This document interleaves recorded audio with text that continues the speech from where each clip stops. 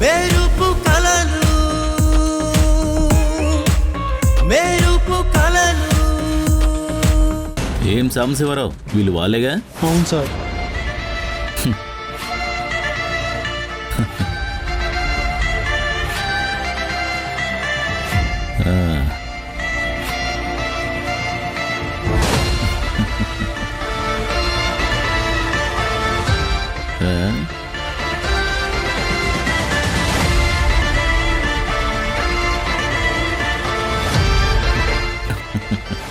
మీరు నవ్వకండి ఎస్ఐ గారు.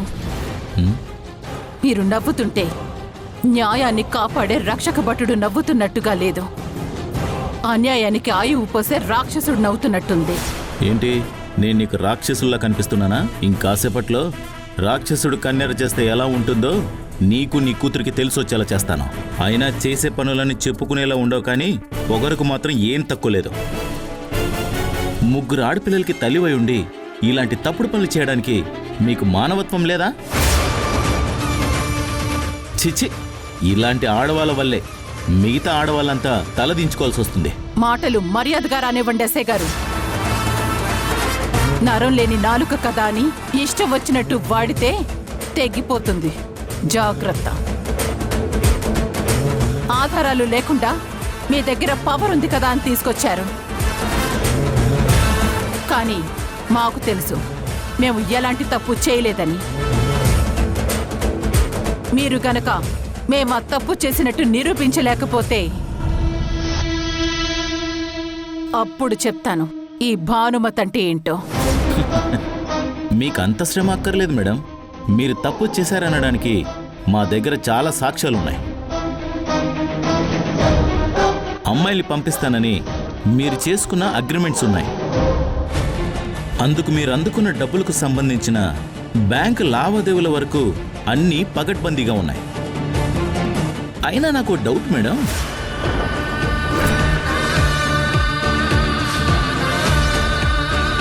మీ ఇంట్లోనే ప్రపంచ సుందరి లాంటి అమ్మాయిలుండగా పాపం బయట అమ్మాయిలను ఎందుకు నాశనం చేయాలనుకుంటున్నారు? ఇంకాపుతారా?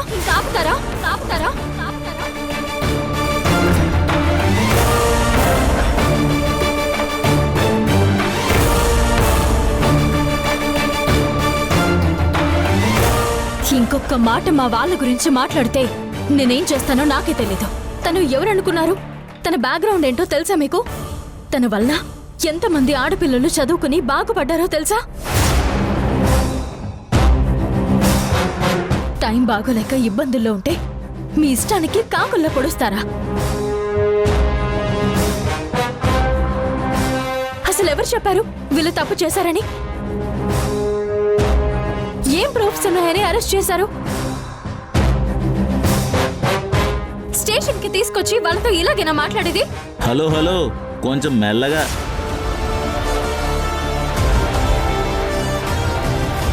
ఎందుకు అంత ఎమోషనల్ అవుతున్నావు?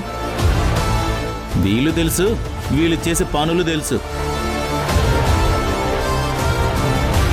మొగుడు ఫ్రాడ్ చేసి సూసైడ్ చేసుకుని చచ్చిపోతే పిల్లల్ని ఎలా పెంచుకోవాలో తెలియక భర్త అడుగుజాడలో నడుస్తూ అమ్మాయిలని విదేశాలకు అమ్ముతూ జల్సాలు చేస్తున్న నెంబర్ 1 కేడీలు వీళ్ళు. వీళ్ళు చేసే పని తెలిసి అసహించుకోకుండా ఇంకా సమర్థిస్తున్నారా? అయినా ఇలా బతికే బదులు మీ నాన్నలాగా వెళ్ళిపోవడానికి అవకాశం ఉందిగా. మా నాన్న గురించి మా వాళ్ళ గురించి మాట్లాడే అర్హత కూడా లేదు మీకు. నిజం చెప్పండి, దీని వెనక ఎవరున్నారు? ఇదంతా ఎవరు చేస్తున్నారు? ఎందుకు చేస్తున్నారు? ఎవరి దగ్గర చిల్లర కోసం ఆశపడి ఈ పని చేస్తున్నారు మీరు? డబ్బుల కోసం ఇలా పరువుగల మనుషుల మీద అబండాలు వేయడానికి మీకు సిగ్గు కలేదా? మీరు కనీసం పోలీస్ అనే సంగతి కూడా మర్చిపోయారా? మనిషి అనే సంగతి కూడా మర్చిపోయారా? పిచ్చి పిచ్చిగా మాట్లాడవంటే ఆడదానివని కూడా చూడను, తీసుకెళ్లి లోపలేస్తాను.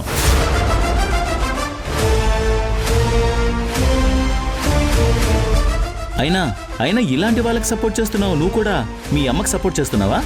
ఏంటి, నన్ను లోపలేస్తారా? వేంటి చూస్తాను. మీరు ఇలా అమాయకుల్ని టార్చర్ చేస్తుంటే చూస్తూ ఊరుకుంటాను అనుకుంటున్నారా? హలో అమ్మాయి, నీ ఆవేశం చూస్తుంటే నాకు ఒక విషయం అర్థమవుతుంది. అసలు ఈ గ్రూప్ మొత్తానికి మెయిన్ లీడర్ నువ్వే అని అర్థమవుతుంది. నిన్ను లోపలేసి ఇంట్రాగేషన్ చేస్తే నీకు బుద్ధి వస్తుంది. హలో మిస్టర్ ఎస్ఐ, మాటలు జాగ్రత్త. వాళ్ళని మీరు అనుమానంతో అరెస్ట్ చేశారు తప్ప ఇంకా నేరం నిరూపణ జరగలేదు. ఆ న్యాయాన్ని ఎండగడుతున్న ఇంకో అమ్మాయితో నోటికి ఎంత మాట వస్తే అంత మాట్లాడుతున్నావు. ఆ అమ్మాయి అడిగిన దాంట్లో తప్పే ఉంది.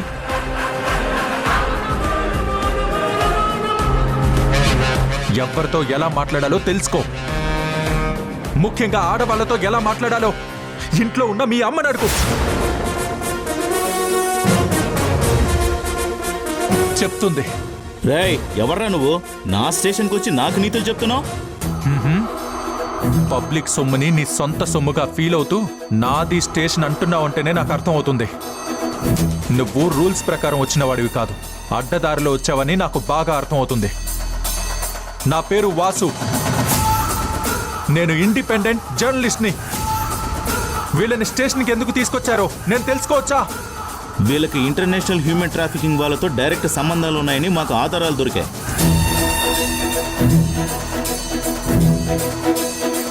అందుకే అరెస్ట్ చేశాం. ఇంట్రాగేట్ చేసి నిజానిజాలు బయటకు తీసుకొచ్చి తర్వాత కోర్టుకి సబ్మిట్ చేస్తాం. మీకు దొరికిన ఆధారాలు మాకిస్తారా? అలా ఇవ్వడం కుదరదు. ఓ, ముందు ఇంట్రాగేషన్ చేసి తర్వాత ఎఫ్ఐఆర్ ఫైల్ చేసిన తర్వాత ప్రెస్కి రిలీజ్ చేస్తాం. ఆ? కావాలంటే చూపిస్తాను, చూడండి.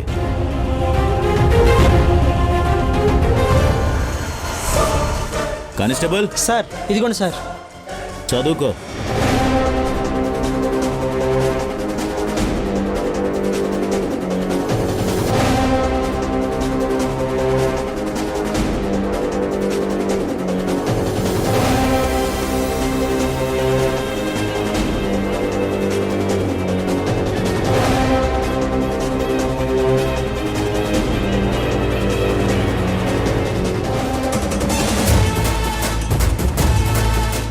ఎవరో కానీ చాలా పగడ్బందీగా ప్లాన్ చేశారు.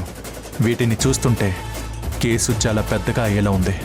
వీటిని గనక కోర్టులో సబ్మిట్ చేస్తే వాళ్ళకి పెద్ద శిక్ష పడుతుంది. ఈ ఫార్మాట్ చూస్తుంటే దీని వెనక మినిస్టర్, అతని కొడుకు ఉన్నారనిపిస్తుంది.